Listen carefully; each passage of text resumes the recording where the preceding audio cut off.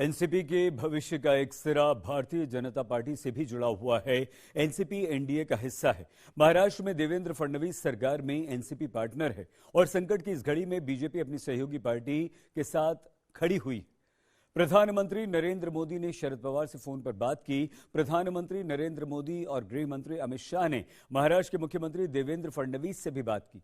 वैसे अजीत पवार का निधन मुख्यमंत्री देवेंद्र फडणवीस के लिए भी बड़ा झटका है, क्योंकि दोनों नेताओं की पर्सनल केमिस्ट्री ने महाराष्ट्र की पॉलिटिक्स के तमाम समीकरणों को बदल दिया था।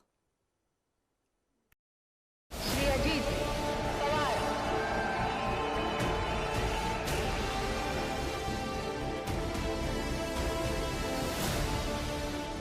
महाराष्ट्र में जब उद्धव ठाकरे ने एनडीए छोड़ा तो अजीत पवार ही बीजेपी के लिए संकट मोचक बने।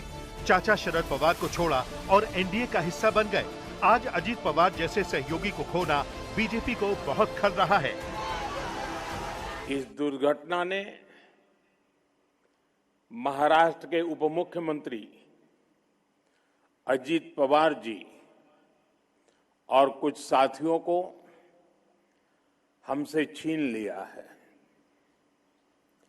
अजीत दादा ने महाराष्ट्र और देश के विकास में अपना बड़ा योगदान दिया है। हादसे की खबर आते ही प्रधानमंत्री मोदी और गृह मंत्री अमित शाह ने मुख्यमंत्री फडणवीस से फोन पर बात की। हादसे की एक एक डिटेल ली, क्योंकि एनडीए ने सिर्फ अपना एक सहयोगी नहीं खोया, महाराष्ट्र ने अपना एक जननायक खो दिया। तो मुख्यमंत्री और जमीन से जुड़े हुए जननेता श्रीमान अजीत दादा पवार, इनका एक विमान के एक्सीडेंट में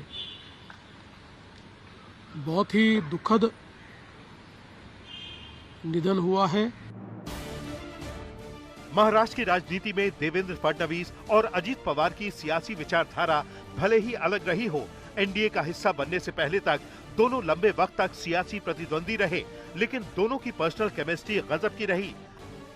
आज सच्चे और पक्के दोस्त को खोने के गम ने फडणवीस को अंदर तक तोड़ कर रख दिया है।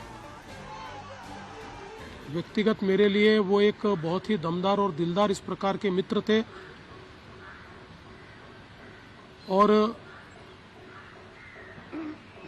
हम दोनों ने साथ में काफी संघर्ष का काल भी देखा है और अब दृढ़ता के साथ महाराष्ट्र के विकास में जब वो योगदान दे रहे थे और एक बहुत लंबी पारी वो खेलेंगे, ऐसी परिस्थिति थी, ऐसे समय उनका निकल जाना, मैं ऐसा मानता हूं कि इसके लिए हमारे पास कोई शब्द भी नहीं है।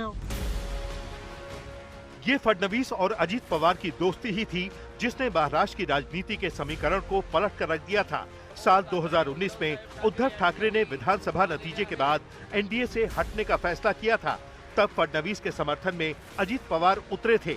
23 नवंबर 2019 की सुबह फडणवीस ने मुख्यमंत्री और अजीत पवार ने डिप्टी सीएम की शपथ ली थी। हालांकि अजीत पवार सरकार बचाने के लिए एनसीपी के जरूरी विधायकों का समर्थन नहीं जुटा पाए थे। नतीजा, दोनों को इस्तीफा देना पड़ा।